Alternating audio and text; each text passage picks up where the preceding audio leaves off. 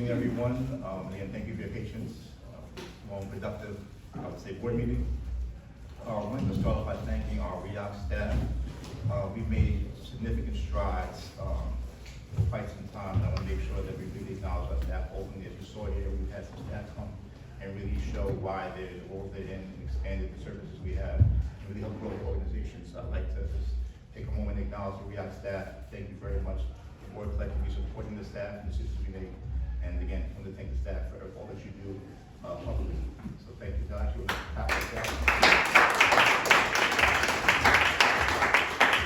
I will be celebrating my 7th year anniversary at RIOC in a couple of weeks. And it has been some experience, to say the least, but very proud of the work that we've done. They've made mention to me that I'm one of the longest standing RIOC executives, which I didn't know. I think there's another person that served about 12 years. I guess second. I'm also, Kim Lightman, thank you. I'm also, I think, the second African-American male in this role as CEO, 39 years RIOC history. So very proud of that accomplishment. And again, just want to thank the public and RIOC itself for that. Motorgate has been a hot topic for quite some time. We are going out with communication with our last modification for fee structures. I'd like to thank all the advocacy, insight from the board and the general public, as well as our public officials for the dialogue that we've had. I think that going forward, we'll have a different discussion and format moving forward. We're very proud of where we're at, and again, giving a larger kudos to the collective as everyone has advocated, given us concern. That's what happens, right? When we have that kind of that resident and/or government entity give voice and logic and reason. We had an open dialogue to affect positive change. So we're proud to give that insight. I would say in the next couple of days for that. Public safety, community engagement. We started a series of community engagement meetings. We apologize for the delay last week. We will again broaden the dialogue between the community and the Roosevelt Island public safety team. We've invited elected officials. We've invited NYPD. Wanted to thank RIRA. We wanted to make sure that RIRA got their credit and their due. They have been amazing with facilitating that. The goal was to facilitate a larger discussion and more inclusive of all of the island stakeholders, whether it be Cornell Tech, whether it be some of our commercial real estate owners or developers. We wanted to make sure that everyone had a voice at the table so we can come up to real positive change resolutions. Earth Day, we will be celebrating on April 22nd. That's a collaborative effort between RIOC and the Roosevelt Island community. We are also launching a campaign for the AVAC system. The AVAC system is very unique, as many of you know. And we want to have a campaign in terms of proper disposal and discarding of materials for the AVAC. There are several significant changes within property management at times. We will make sure that people move and leave the island and come to the island beautiful place, that we educate proper uses of the AVAC. So please look out for that. The Omni has been quite a discussion piece for quite a bit of time. I'm pretty sure that some people have been made aware, but from our chair, we want to make sure that everyone's aware that the MTA had delayed that project to, I want to say, the late second quarter. We speak to the MTA quite often. There's a lot of discussion between the MTA and RIOC. We'll be more transparent in making sure that we give more updates within a more reasonable time frame. But just wanted to make sure everyone understood that the MTA had delayed the Omni launch. And as we know, we'll make sure that you guys are aware as well.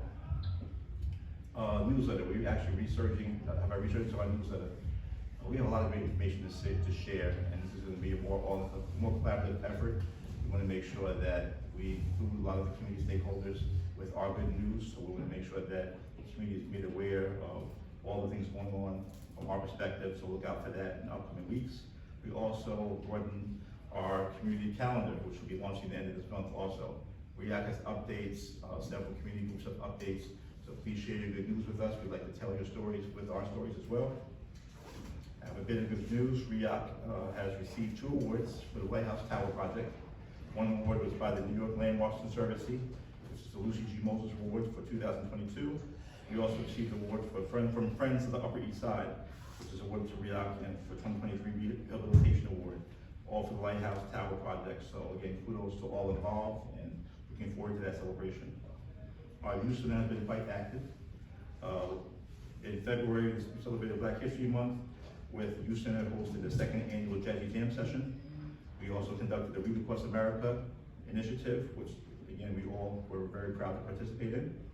We also had a celebration of Women's History Month, which was very unique this year, where the Houston hosted a Q&A panel with some of RIOC's women in leadership, which included our Chief of Staff, Ada Morales, our Vice President General Counsel, Bridget Robinson, our Acting COO, Mary Canine, our Public Safety Inspector, Estrella Suarez, as well as our AVP of Administration, Tawana Sharp, and lastly, with Wanda Coleman, our Captain of Public Safety, and lastly, our Youth Center Director, Eda Medina.